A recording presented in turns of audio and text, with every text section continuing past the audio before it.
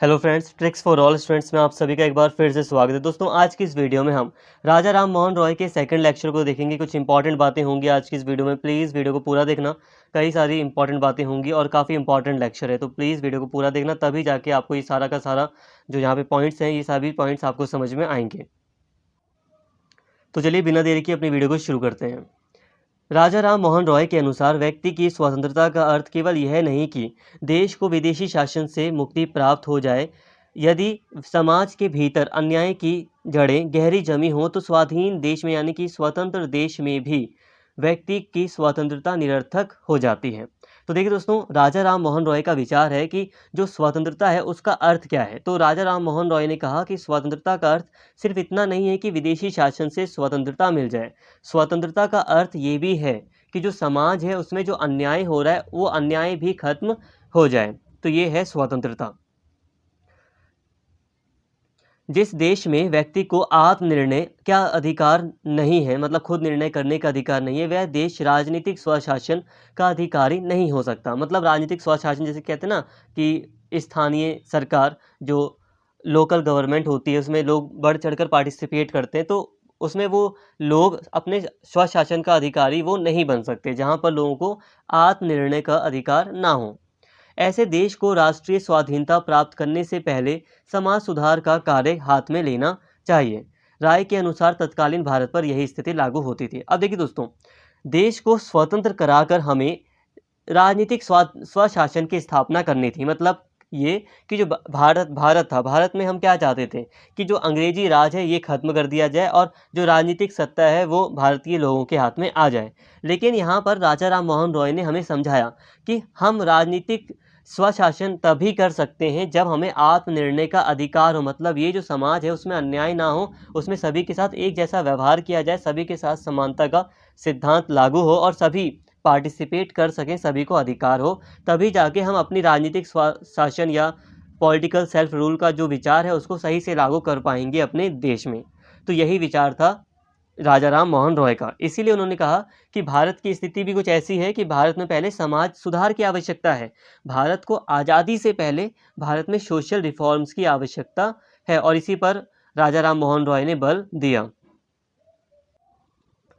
राय का विचार था कि भारत की प्राचीन संस्कृति जो वेदों और उपनिषदों की शिक्षाओं पर आधारित थी बहुत महान थी, परंतु उनका समकालीन भारत उस संस्कृति से कट चुका था, क्योंकि यहाँ मूर्ति पूजा, बहुदेववाद, बाल विवाह, विधवा पुनर्विवाह निषेध, सती प्रथा, जाति प्रथा और पुरोहित प्रथा जैसी कुरीतियों ने घर घर कर लिया था, यानी कि अपनी जगह बना ली थी और अंधविश्वासों का बोलबाला था। अब देखिए दोस्तों, जो राय थे, जो राजा राम मोहन रॉय थे, उनका मानना था जो भारत की जो प्राचीन संस्कृति थी वो बहुत ज़्यादा महान थी। जो वेद और उपनिषद थे वो बहुत ज़्यादा अच्छी शिक्षा पर आधारित थे।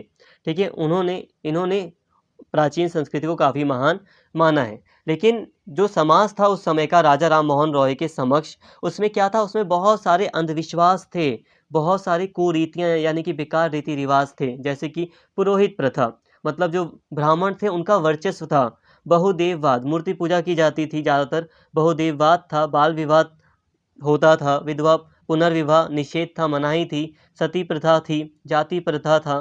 तो ऐसे बहुत सारी कुरीतियाँ वगैरह थी। अब मूर्ति प्रथा और बहुदेववाद को राजा राम मोहन रॉय ने सही नहीं माना है। ठीक है, हालांकि इनको मैं इस दायरे में नहीं रखना चाहूँगा। ठीक है, तो ये इतनी कुरीतियाँ नहीं थी, लेकिन हाँ, यहाँ पे राजा राम मोहन रॉय ने बात की कि ऐसी बहुत सारी कुरीतियाँ भारत में फैली हुई थी। तो भारत का जो समाज था वो क्या था, उसमें बहुत ज़्यादा अंधविश्वास भरा हुआ था।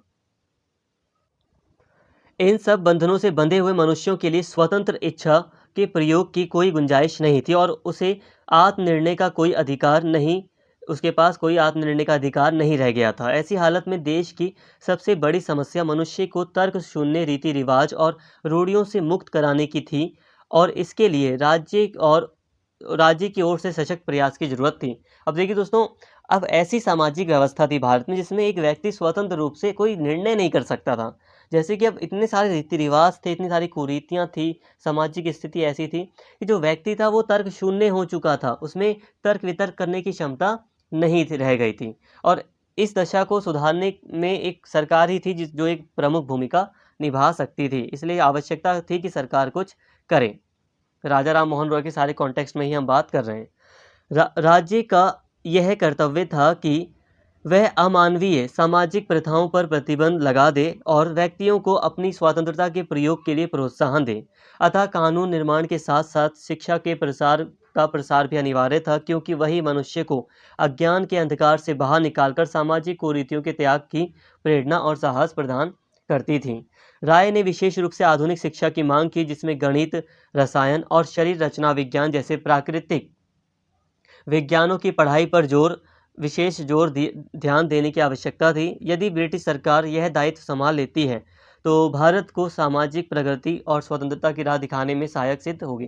देखिए दोस्तों, शुरू से ही जो ब्रिटिश सरकार थी वो यही कहती थी कि हम भारतीयों का भला करने के लिए भारतीयों पर राज कर रहे हैं, तो उस समय यही ऐसा विचार फैलाया जा रहा था।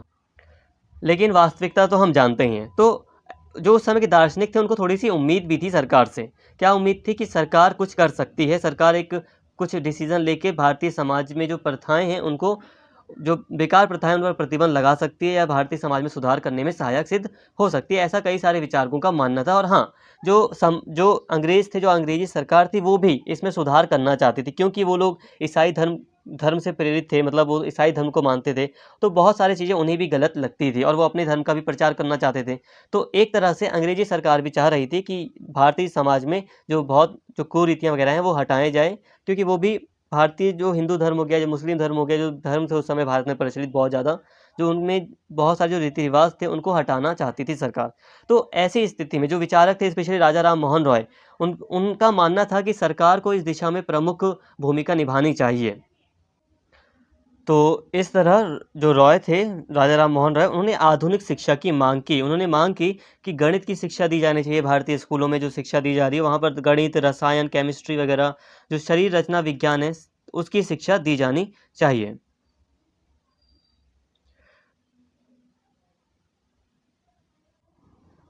आधुनिक शिक्षा को बढ़ावा देने के लिए रॉय ने अनेक स्कूल और कॉलेज स्थापित करने में योगदान दिया। इसके अलावा रॉय ने ब्रिटिश सरकार से मांग की कि वह भारत में विवाह, उत्तराधिकार, राजस्व तथा फौजदारी कानून के क्षेत्र में कानूनी सुधार लागू करे और न्याय प्रणाली यानी कि जुडिशियल सिस्टम में भी उपयुक्त परिवर्तन लाए। साथ ही उन्होंने यह चेतावनी भी दी कि यदि भारतवासियों को विचार और अभिव्यक्ति की स्वतंत्रता से वंचित कर देगी सरकार, तो ये सारे सुधार निरर्थक हो जाएंगे। तो राजा राम मोहन रॉय ने बात की भारतवासियों के विचार और अभिव्यक्ति की स्वतंत्रता की। उन्होंने कहा कि जो सरकार है उसे भारत में विचार और अभिव्यक्ति की स्वतंत्रता देनी चाहिए। मतलब ये कि अगर सरकार भारतवासियों को ये स्वतंत्रता अगर नहीं देगी और सरकार कोई कानूनी सुधार भी करती है, तो कानूनी सुधार का कोई अर्थ नहीं रह जाएगा। तो इसीलिए जो राजा राम मोहन रॉय थे उन्होंने दो चीज़ों पर बल दिया, कानूनी सुधार पर और भारतवासियों के विचार और अभिव्यक्ति की स्वतंत्रता पर। इस तरह रॉय ने हिंदू समाज में प्रचलित धार्मिक और सामाजिक कुरीतियों के विरुद्ध प्रबल संघर्ष किया। 1828 में उन्होंने ब्रह्म समाज की स्थापना की। इसका उद्देश्य हिंदू धर्म को स्वच्छ बनाना और हिंदुओं को एक ईश्वरवाद की शिक्षा देना था। इसने अपने अनुयायियों को यह सिखाया कि उन्हें रूढ़िवाद से हटकर अन्य धर्मों को विवेक सम्मत शिक्षाओं को आत्मसात करना चाहिए। रॉय ने मूर्ति पूजा का विरोध करते हुए यह मान्यता रखी कि हमें असंख्य देवी देवताओं के बजाय एक ही निराकार ईश्वर की आराधना करनी चाहिए। तो देखिए दोस्तों, जो राजा राम मोहन रॉय थे, इन्होंने सामाजिक कुरीतियों का बहुत ही प्रबल विरोध किया। इन्होंने काफ़ी सख्ती से सामाजिक कुरीतियों के प्रति संघर्ष किया। इसके अलावा इनका प्रमुख योगदान रहा है कि उन्होंने एक ब्रह्म समाज की स्थापना की थी, जिसका काम क्या था, जो हिंदू धर्म में जो भी बुराइयां फैली थी उसका विरोध करना था, उनको खत्म करना था। और राजा राम मोहन रॉय ने एक ईश्वरवाद पर बल दिया और इन्होंने जो मूर्ति पूजा वगैरह है उसका भी खंडन किया। और इन्होंने कहा कि जो ईश्वर है वो निराकार है, उसी की हमें आराधना करनी चाहिए और एक ही ईश्वर की आराधना करनी चाहिए, इतने सारे ईश्वर की आराधना नहीं करनी चाहिए, ये राजा राम मोहन रॉय ने कहा। जाति प्रथा पर तीव्र यहाँ पे प्रहार होगा, ठीक है। जाति प्रथा पर तीव्र प्रहार करते हुए राजा राम मोहन रॉय ने तर्क दिया कि इस प्रथा ने न केवल समाज में घोर विषमता यानी कि असमानता पैदा कर दी है, बल्कि यहाँ के लोगों को देशभक्ति की भावना से विमुख कर दिया है। स्वयं ब्राह्मण कुल में जन्म लेकर रॉय ने ब्राह्मण जाति की श्रेष्ठता को चुनौती दी और समानता के विचार को बढ़ावा देने के लिए अंतरजातीय आदान प्रदान, अंतरजातीय प्रतिभोज तथा अंतरजातीय विवाह का समर्थन किया।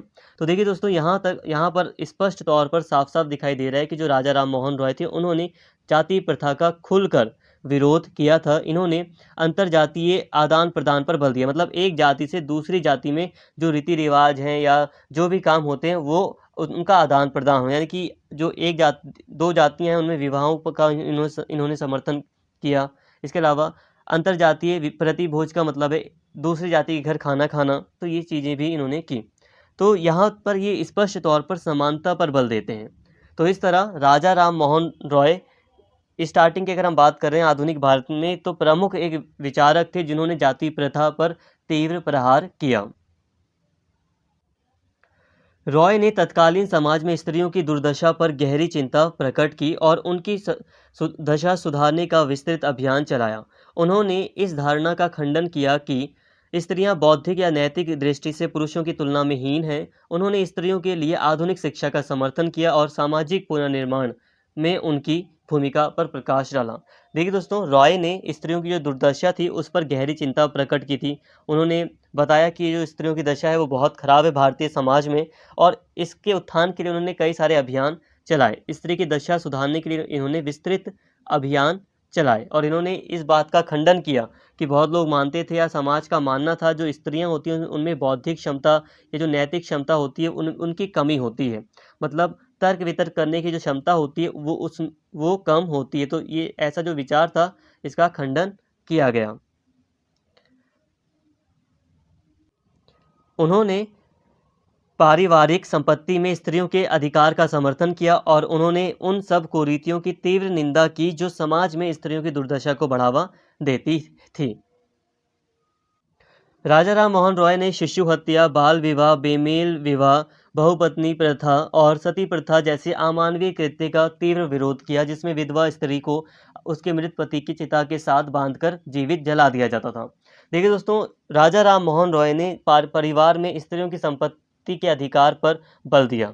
इसके अलावा उन्होंने जो शिशु हत्या होती थी, स्पेशली जो कन्या थी उसकी हत्या कर दी जाती थी, जो लड़कियां होती थी बचपन में, मतलब कन्या को बेकार माना जाता था भारतीय समाज में उस समय, तो उस समय कन्या की हत्या या जो शिशु हत्या थी वो होती थी। इसका बहुत ही कड़ा विरोध किया। इसके अलावा बाल विवाह, बेमेल विवाह, बहुपत्नी प्रथा और सबसे बड़ी कुरीति प्रथा जो जिसे मैं मानता हूँ या आप सभी को मानना चाहिए वो है सती प्रथा। इस अमानवीय प्रथा या इस अमानवीय कृत्य का तीव्र विरोध इनके द्वारा किया गया। उन्होंने प्राचीन शास्त्रों के प्रमाण देकर लोगों को यह विश्वास दिलाने का प्रयास किया कि हिंदू धर्म जीवित सती की दाह की आज्ञा नहीं देता। मानवीय तर्क बुद्धि भी इसका अनुमोदन नहीं करती। किसी स्त्री को उसके पति की प्राकृतिक मृत्यु के लिए दोषी नहीं ठहराया जा सकता और निर्दोष जीवित स्त्री का दाह मानवीय गरिमा का उल्लंघन है। तो देखिए दोस्तों, अब समाज में कई सारी कुरीतियां आ गई थी, तो ऐसे में जो राजा राम मोहन रॉय थे उन्होंने प्राचीन शास्त्रों का प्रमाण दिया। उन्होंने कहा कि जो प्राचीन शास्त्र वहाँ पर कहीं नहीं लिखा कि सती प्रथा होनी चाहिए। तो इन्होंने समाज को समझाने का प्रयत्न किया और इन्होंने कहा जो मानव की तर्क बुद्धि है, यानी कि जो मानव का दिमाग है, वो भी इस बात को पूरी तरह नकारता है कि जो सती प्रथा है वो बहुत ज़्यादा अमानवीय है, ये सही नहीं है। तो इस तरह इन्होंने इसका काफ़ी विरोध किया। उन्होंने तर्क दिया कि जीवन ईश्वर की देन है, उसे नष्ट करने का अधिकार समाज को नहीं। विधुर की तरह विधवा को भी पुनर्विवाह की, जो कोई विधुर मतलब कोई विधवा को मतलब जैसे एक लेडी होती है तो यहाँ पे पुरुष को कहते हैं विधुर, तो विधुर की तरह विधवा को भी पुनर्विवाह की स्वतंत्रता होनी चाहिए। मतलब आदमी की तरह एक विधवा लेडी को भी पुनर्विवाह की स्वतंत्रता होनी चाहिए। यदि वह संभव ना हो तो विधवा को निष्कलंक जीवन जीने के लिए कोई नहीं, मतलब जीने से कोई नहीं रोक सकता। मतलब यह है कि अगर पुनर्विवाह संभव है तो पुनर्विवाह की आज्ञा होनी चाहिए, अदरवाइज विधवा को अगर अपना जीवन जीना है, पूरा जीवन जीना है, तो उसे कोई रोक नहीं सकता। इसके अलावा रॉय ने उन सब तर्क शून्य मान्यताओं पर तीव्र प्रहार किया जो समाज की प्रगति और आधुनिकीकरण मॉडर्नाइजेशन में बाधा डालती थी। उदाहरण के लिए उन्होंने उसका खंडन किया जिसके अंतर्गत विदेश यात्रा को पाप समझा जाता था। अब देखिए दोस्तों, प्राचीन भारत में ये मान्यता फैली थी कि जो विदेशी यात्रा है वो पाप है। तो विदेशी यात्रा पाप है, इस मान्यताओं का पूरी तरह इन्होंने खंडन किया। किसने? राजा राम मोहन रॉय ने। आधुनिकीकरण पर बल दिया इन्होंने कि देश में का आधुनिकीकरण हो, मॉडर्नाइजेशन आए। तो इन्होंने नए विचारों को का समर्थन किया। फिर उन्होंने सामाजिक और आर्थिक अन्याय से जुड़ी अनेक प्रथाओं का विरोध किया और उन्होंने किसानों पर जमींदारों के अत्याचारों के विरुद्ध आवाज़ उठाई और लगान को अधिकतम राशि नियत कर देने की मांग की, ताकि जमींदारों जमींदारों की लगातार बढ़ती हुई मांगों को रोका जा सके। अब देखिए दोस्तों, जमींदारों की मांग लगातार लगान के कॉन्टेक्स्ट में बढ़ती जा रही थी। इसीलिए राजा राम मोहन रॉय ने बात की कि जो लगान की जो राशि है उसको नियत कर दिया जाए, यानी कि निर्धारित कर दिया जाए। उन्होंने ईस्ट इंडिया कंपनी के व्यापारिक अधिकारों को खत्म करने की मांग की और मुक्त व्यापार का समर्थन किया। उन्होंने भारतीय वस्तुओं पर भारी निर्यात शुल्कों को हटाने का आग्रह किया। राजा राम मोहन रॉय ने दोस्तों, जो ईस्ट इंडिया कंपनी थी, उसी के पास एक अधिकार था कि वही सिर्फ भारत के साथ व्यापार कर सकती है। तो ये जो अधिकार था उसको खत्म करने की बात की। इसके अलावा मुक्त व्यापार को बढ़ावा देने की बात की, मुक्त व्यापार का समर्थन किया कि जो भारतीय हैं वो मुक्त व्यापार के अंतर्गत सभी को अपना सामान बेच सकें, ऐसी बात इन्होंने की। और भारत का जो सामान था, भारतीय जो वस्तुएं थी, उस पर अंग्रेजों के द्वारा, जो कंपनी थी ईस्ट इंडिया कंपनी, जो सरकार थी ब्रिटिश, उसके द्वारा बहुत ज़्यादा निर्यात शुल्क लगाया जाता था, जिससे कि भारतीय सामान महंगा हो जाता था और विदेशों में सही दाम पर वो नहीं बिक पाता था, क्योंकि भाई महंगा दाम था तो उसकी डिमांड कम हो जाती थी। तो इसे हटाने का आग्रह किया। तो इसके अलावा कई और मांगे राजा राम मोहन रॉय के द्वारा ब्रिटिश सरकार से की गई थी। प्रशासनिक और न्यायिक क्षेत्रों में राय की मुख्य मांगे ये थी। उच्च सेवाओं का भारतीयकरण किया जाए। अब इन्होंने कहा कि जो ऊंची जो सेवा है उसमें भारतीयकरण होना चाहिए, यानी कि भारतीय लोग शामिल होने चाहिए। जो बड़े अधिकारी हैं उसमें भारतीय लोगों को भी शामिल किया जाना चाहिए। इसके अलावा कार्यपालिका और कार्यपालिका को न्यायपालिका से अलग कर देना चाहिए। देखो क्या हुआ कि कार्यपालिका में जो पुलिस प्रशासन है, पूरा जो मतलब जो मेन हेड है, जैसे कि वायसराय, गवर्नर जनरल वगैरह थे, जितने भी जो कार्यपालिका में जो प्रमुख व्यक्ति थे, जो पूरे देश को चलाने के लिए सरकार चला रहे थे, वो न्यायपालिका की भी भूमिका अदा कर लेते थे। कई बार वो खुद ही डिसीजन दे देते थे। तो इसीलिए इन्होंने मांग की कि जो न्यायपालिका है उसको कार्यपालिका से अलग रखा जाए। इसके अलावा भारतीय और यूरोपीय लोगों की न्यायिक समानता स्वीकार की जाए। मुकदमों की सुनवाई के लिए जूरी का गठन किया जाए, मतलब जो मुकदमे हैं उसके लिए एक मतलब बिल्कुल निष्पक्ष न्यायाधीशों की नियुक्ति की जाए, इसकी मांग की। और यूरोपीय लोगों के समान भारतीय लोगों को माना जाए, ये इसकी इन्होंने मांग की। रॉय विश्व बंधुत्व के प्रबल समर्थक थे। इसे बढ़ावा देने के लिए उन्होंने अंतर्राष्ट्रीयता की भावना को प्रोत्साहित किया। सामाजिक जीवन के विभिन्न क्षेत्रों में उन्होंने विभिन्न राष्ट्रों के मुक्त सहयोग की मांग की। रविंद्रनाथ टैगोर के अनुसार राजा राम मोहन रॉय यह जानते थे कि विभिन्न देश एकांत में अपनी अपनी स्वाधीनता कायम रखते हुए मानव सभ्यता के आदर्श को साकार नहीं कर सकते। इसलिए इसके लिए विभिन्न व्यक्तियों तथा राष्ट्रों को परस्पर आश्रित रहते हुए बंधुत्व की भावना विकसित करनी होगी। देखिए दोस्तों, जो राजा राम मोहन रॉय थे उन्होंने विश्व बंधुत्व की बात की थी। विश्व बंधुत्व का मतलब होता है कि सभी जो देश हैं वहाँ के जो लोग हैं वो एक दूसरे से भाईचारे की भावना रखें। तो इन्होंने अंतर्राष्ट्रीयता की भावना को, विश्व बंधुत्व की भावना को प्रोत्साहित किया और विश्व बंधुत्व की भावना को आगे फिर प्रोत्साहित किया जाता रहा है। तो एक प्रबल समर्थक रहे हैं राजा राम मोहन रॉय। ठीक है। इसके अलावा इन्होंने सामाजिक जीवन के विभिन्न क्षेत्रों में, जो अलग अलग क्षेत्र हैं, उसमें राष्ट्रों के मुक्त सहयोग की मांग की। देखिए दोस्तों, रविंद्रनाथ टैगोर यहाँ पे हमें थोड़ी बात समझाते हैं।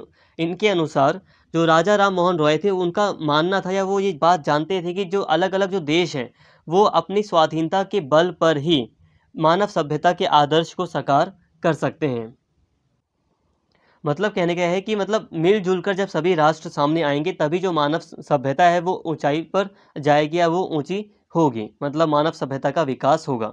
तो रविंद्रनाथ टैगोर यही कहते हैं कि जो राजा राम मोहन रॉय थे वो ये बात को जानते थे कि देश अगर अलग अलग रहेंगे, एकांत रहेंगे, तो इससे मानव सभ्यता का विकास कभी नहीं हो पाएगा। तो जब देश एक दूसरे से मिलेंगे, जब विश्व बंधुत्व की भावना फैलेगी, तब जाकर मानव सभ्यता का काफ़ी अच्छे से विकास होगा और मानव सभ्यता विकसित होगी। तो ये सारी बातें राजा राम मोहन रॉय ने की थी। तो दोस्तों यहाँ तक आपको काफ़ी बेटर तरीके से सारी बातें क्लियर हो गई होंगी। देखिए, अगर आप एक बार वीडियो को और देख लेंगे, थोड़ा-सा आप वीडियो को ध्यान से समझेंगे, तो सारी चीज़ें आपको याद हो जाएँगी कि इस वीडियो में मैंने क्या-क्या आपको बताया। तो मुख्य-मुख्य बातें यही की कि राजा राम मोहन रॉय के क्या विचार थे, हमने इसी को जाना। राजा राम मोहन रॉय ने स्वतंत्रता के बारे में बताया कि स्वतंत्रता क्या है? कि स्वतंत्रता तभी साकार होगी जब सामाजिक सुधार होगा। तो सामाजिक सुधार पर उन्होंने बल दिया। देखिए दोस्तों, राजा राम मोहन रॉय देश को आज़ाद कराने पर उतना इन्होंने बल नहीं दिया, जितना बल इन्होंने सामाजिक सुधार लाने में दिया। और देखिए, राज आप गलत मत समझना राजा राम मोहन रॉय को, क्योंकि आप ये मत समझना कि उन्होंने देश की आज़ादी की माँग नहीं की। जिस समय राजा राम मोहन रॉय थे, उस समय जस्ट अंग्रेज़ों ने अपनी सरकार बनाई थी। उनकी सरकार बहुत पुरानी नहीं थी और उसको उखाड़ फेंकना बहुत आसान काम भी नहीं था। तो उन्होंने स्वतंत्रता की बहुत ज़्यादा माँग नहीं की। उन्होंने ब्रिटिश सरकार के अंतर्गत रहते हुए ही बहुत सारी सरकार से माँगें की और उनकी भी हेल्प लेने की कोशिश की, ताकि जो भारतीय समाज है उसमें जो कुरीतियाँ वग़ैरह हैं, इनको हटाया जा सके। और राजा राम मोहन रॉय का विश्वास था, जब भारतीय समाज अच्छा होगा ना, जब भारतीय समाज आधुनिक शिक्षा से प्रेरित होगा, जब भारतीय समाज समाज को अच्छी समझ होगी, जब भारतीय व्यक्ति तर्क-वितर्क करना शुरू करेंगे, तो वो अपनी मुक्ति भी प्राप्त कर लेंगे। तो इन्होंने बल दिया कि पहले मुक्ति के लिए हमें समाज में सुधार लाना आवश्यक है। इसीलिए इन्होंने कई सारी चीज़ें की, जाति प्रथा का विरोध किया और जो दूसरी जो कुरीतियाँ थी उसका बहुत ही प्रबल इन्होंने विरोध किया। उम्मीद करता हूँ सारी बातें आपको क्लियर हो गई होंगी, सारी बातें आपको समझ में आ गई होंगी। कोई भी डाउट है तो प्लीज़ कमेंट करके ज़रूर बताएँ, बट यकीन मानिए अगर आप इस वीडियो को एक बार और देख लेंगे तो सारी चीज़ें आपको समझ में आ जाएगी। भले ही थोड़ा-थोड़ा करके देखिए, 5-5 मिनट करके देखिए, आपको सारी चीज़ें क्लियर हो जाएँगी। तो उम्मीद करता हूँ वीडियो आपको पसंद आई होगी। अगर आपको वीडियो अच्छी लगी हो तो प्लीज़ चैनल को सब्सक्राइब कर लें और इस वीडियो को ज़्यादा से ज़्यादा शेयर करें और लाइक करें। Thank you.